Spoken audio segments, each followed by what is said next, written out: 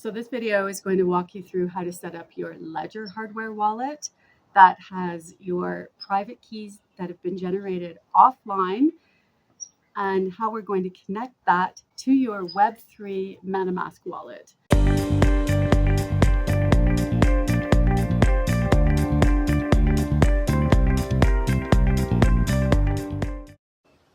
Okay, so when you are at this stage of setting up your MetaMask wallet, we spoke about how it's not all that important to secure your wallet and write down the private keys of the MetaMask wallet because you are going to be using your private keys on your hardware wallet that have been generated offline. So the only instance that I'm going to suggest you say, remind me later, not recommended, is when you have a hardware wallet. So we are going to click on this option. And yes, we understand that we're skipping account security, and we'll click on skip. And then we are going to click on done. And next, and done.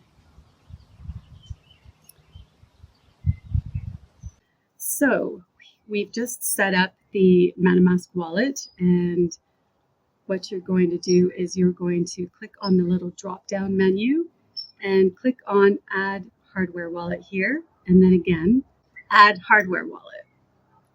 And then we're going to click on Ledger, and it says we want to plug in our Ledger and unlock it, and we also want to open up the Ethereum app on our Ledger. So let's do that.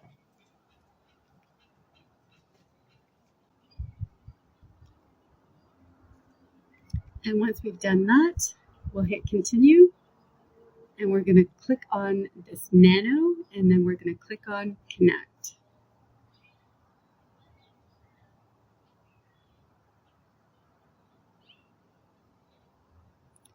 And it's bringing up all of the Ethereum addresses that are on our ledger.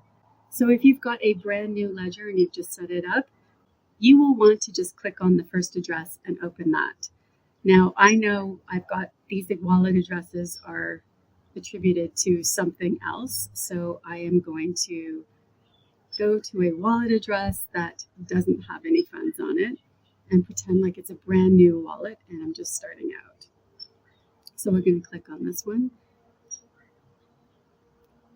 Okay, so now we can see that it says Ledger. Yours will probably say Ledger 1.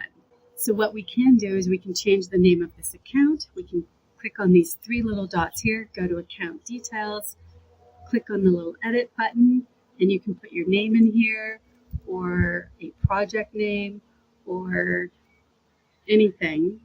Now this is a wallet address that is on our ledger and is protected with the private keys from our ledger.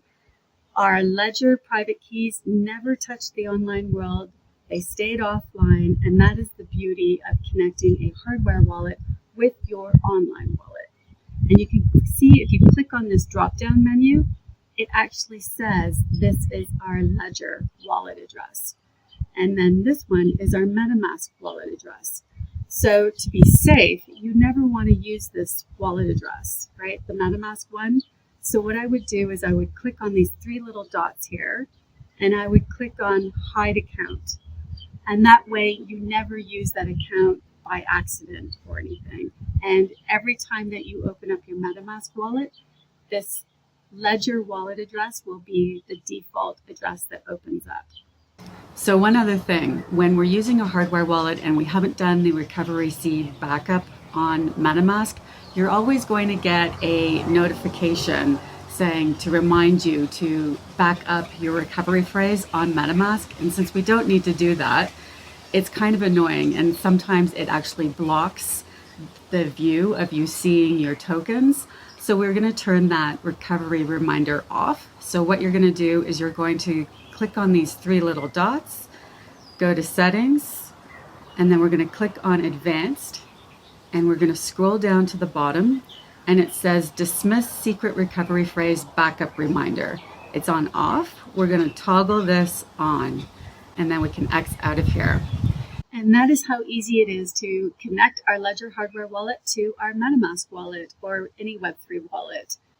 So now you can go back to the setting up the MetaMask wallet, and I will show you how to import the crypto tokens that we need for the MoveQuest project. So I will see you there.